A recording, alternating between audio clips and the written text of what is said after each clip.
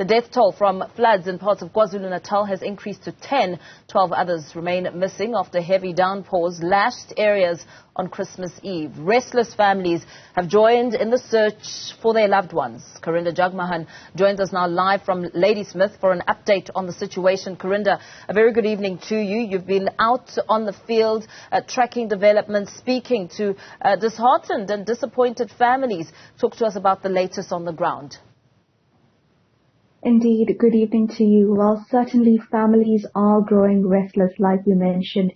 In fact, today at the makeshift operation site in Ladysmith, close to where most of the destruction happened, we saw dozens of family members gathered waiting for signs from search teams that they might have found something. But 3 days after the deadly flood, nothing yet, no further sign of any bodies that could be found.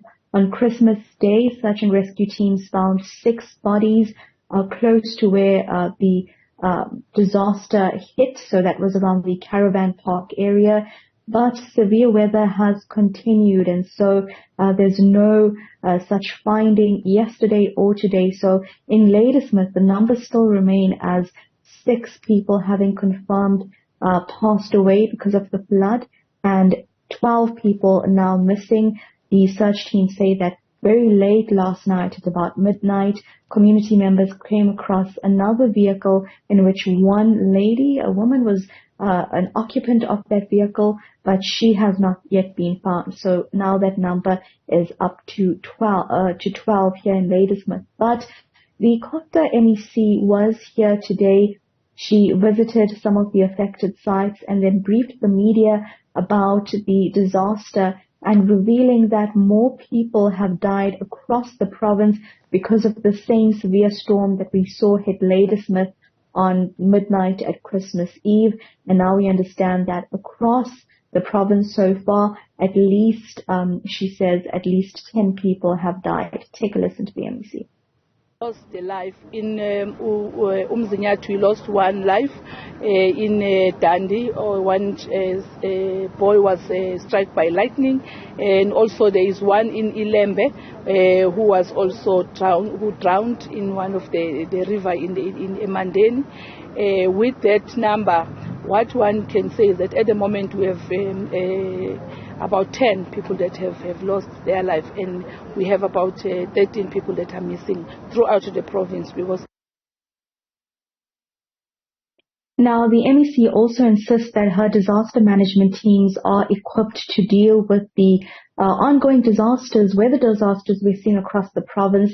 But after that briefing, we saw some family members of missing people approach the MEC asking for assistance to help them join the search, and this includes just equipment to help lift the bamboo, the sand that's been affected or that's along the riverbanks, so that they could try and join the search, expedite the search to look for missing loved ones. Among those scouring the riverbanks alongside rescue teams is a mother who's searching for her father and her son. We've been telling you the story from yesterday where in Caravan Park, where most of the destruction occurred, a father and his 2 children were swept away. The body of the daughter was found on Christmas Day, but the mother who survived is now still searching for her husband and her son. We spoke to a community representative, a religious leader who is familiar with the family. The families understandably cannot speak out at this time, or most don't have the strength to talk about what's happening. But the religious leader, the pastor, gave us an idea of what this particular family is going through right now.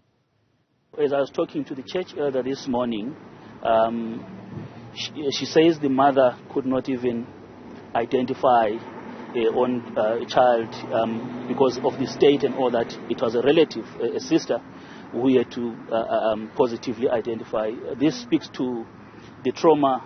I cannot even imagine what she is going through, particularly that she's still waiting for her husband and the other child. And all this happens when she was wrapping Christmas presents. And this is what we are hearing. And the next thing, she's picked up at the robots, having been swept away from her home.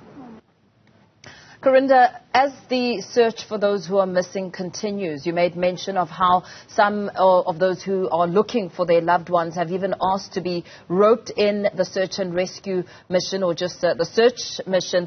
How has that been received, especially considering that it may bring about even more trauma, having to find a loved one who may be floating or you know, in a state that one cannot recognize them because of the damage which they may have incurred? Certainly, we spoke to a private team, IPSS Search and Rescue, this morning, asking one of the Search and Rescue team's members about that particular issue, is that there are many family members, community members, going along this riverbank, scouring through, poking through debris, shouting the names of their loved ones. And we asked about their concern, and they said that they are concerned. They understand that this is a traumatic time for families, and the community wants to come and help out, and they understand this, and they're also, you know, walking with the community as they go through. But their concern is that there's still severe weather. The current of the river, it's still very strong. It's still muddy. People might fall and slip.